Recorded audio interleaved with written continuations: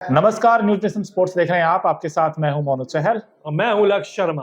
भारत बनाम इंग्लैंड दूसरा test match 2 फरवरी को खेला जाएगा विशाखापट्टनम में। लेकिन ये मैदान एक ऐसे बैट्समैन को रास आता है, वो है team India captain Rohit Sharma को, क्योंकि उनका बल्ला जमकर बोलता है लक्ष्य सर। और पिछले 4 इंटरनेशनल मैचेस की बातों करोगे तो उसमें से 300 आए हैं रोहित के विशाखापट्टनम की पिच पर। तो आपको लगता है कि एक और 100 आ रहा है?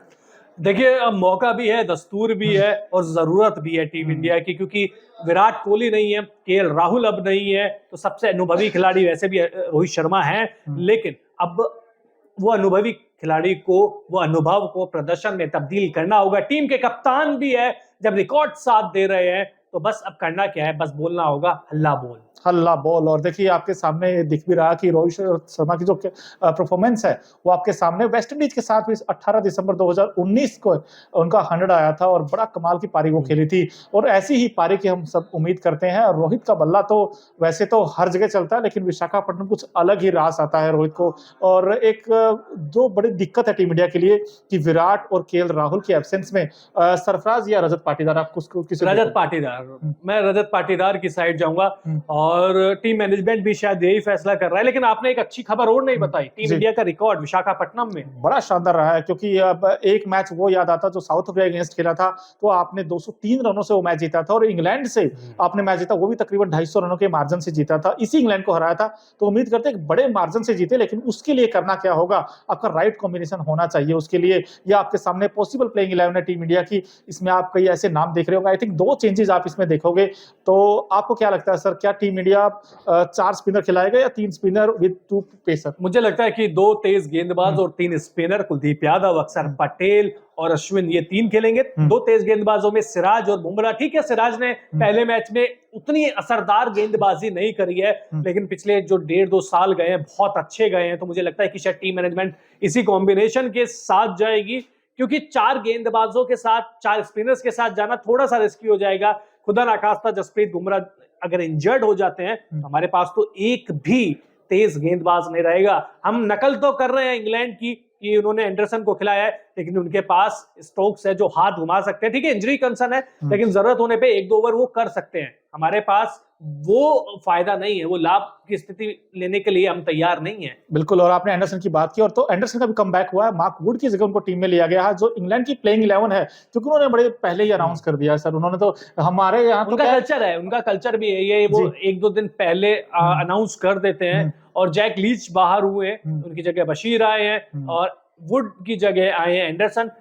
तो मुझे अभी भी, देखिए मैं दोनों टीमों को अभी भी देख रहा हूं, ऑन पेपर काबिलियत के हिसाब से, रिकॉर्ड, मौजूदा फॉर्म, सब कुछ अभी भी मैं कह रहा हूं मुझे टीम इंडिया मजबूत दिख रही है। लेकिन जो हेड टू हेड आंकड़े हैं वो थोड़ा डराते हैं। 132 टेस्ट मैच हुए दोनों टीमों के बीच, जिसमें टीम इंडिया 31 जीता है, लेकिन 51 मैचेस वो दौर अलग था, इंग्लैंड ने जीते। ये ओवरऑल हम बात कर रहे हैं, वो दौर अलग था, वो टाइम अलग था। अब टीम इंडिया का दबदबा है वर्ल्ड क्रिकेट पे।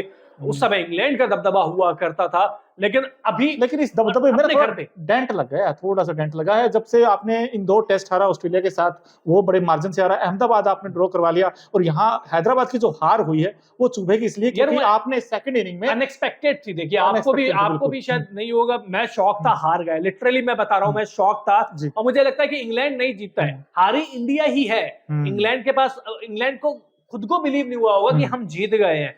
तो मुझे लगता है कि शायद इंडिया ओवर कॉन्फिडेंस में या बहुत हल्के में ले लिया उनको। लेकिन मुझे लगता है कि एक बार वो गलती हो गई, दोबारा शायद वो टीम मैनेजमेंट करने नहीं देगी, ना खिलाड़ी खुद करेंगे। बिल्कुल। और बस 2 चीजें बड़ी दिक्कतें देती है। एक तो आपने 190 किया जब आपने लीड है आपके पास, और सेकंड इनिंग में सोचिए दोस्तों, सेकंड इनिंग में इंडियन कंडीशंस में आपने 420 बना दिए इंग्लैंड के। तो ये कैसे बनने दिए, ये भी एक सवाल उठता है। और अगर ये मैच जीतना विशाखापट्टनम, तो आपको 20 विकेट निकालने पड़ेंगे, तब आप जीत सकते हो। क्योंकि ये इंग्लैंड है, आप ऐसा नहीं कि श्रीलंका बांग्लादेश है। क्योंकि इंग्लैंड है तो आप इंग्लैंड के सामने तभी जीतोगे जब आप विकेट्स लोगे। और कुलदीप यादव का इस टीम में आना कितना इंपैक्ट डालेगा?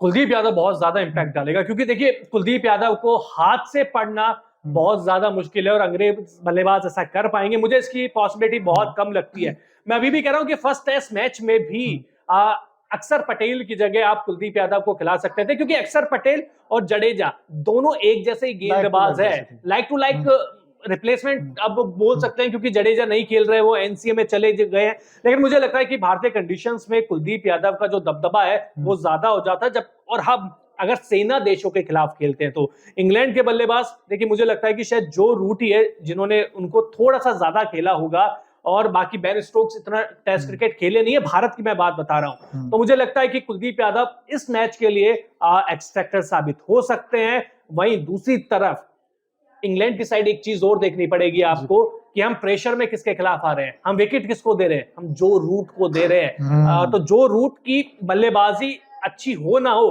गेंदबाजी वो बेहतर कर रहे हैं, और अगर हम जो रूट जैसे गेंदबाज को विकेट देते रहेंगे तो आप WTC फाइनल में पहुंचने के जो सपने हैं ना, वो सपने देखते रहिए, क्योंकि ये हकीकत में तब्दील होंगे नहीं, लेकिन इस बार जरूर होंगे विशाखापट्टनम में, क्योंकि रोहित का रिकॉर्ड जैसे हमने बताया आउटस्टैंडिंग रहा इस मैदान पर। तो उम्मीद करते हैं रोहित एक बड़ी पारी खेलेंगे, और आई थिंक वहां से चाहे जो रूट हो, एंडरसन हो, कोई फर्क नहीं पड़ता। जब रोहित का बल्ला चलता है तो फिर सब जगह फिर किसी की नहीं चलती। अगर रोहित का बल्ला चलता है तो फिर किसी की नहीं चलती है। तो कमेंट बॉक्स में आप बताइए कि टीम इंडिया क्या पलटवार कर रही है, या आपको लगता है कि नहीं है, इंग्लैंड दोबारा से टीम इंडिया को चित कर देगा और 5 मैचों की सीरीज में 2-0 से बढ़त बना लेगा। कमेंट बॉक्स में जरूर बताएं।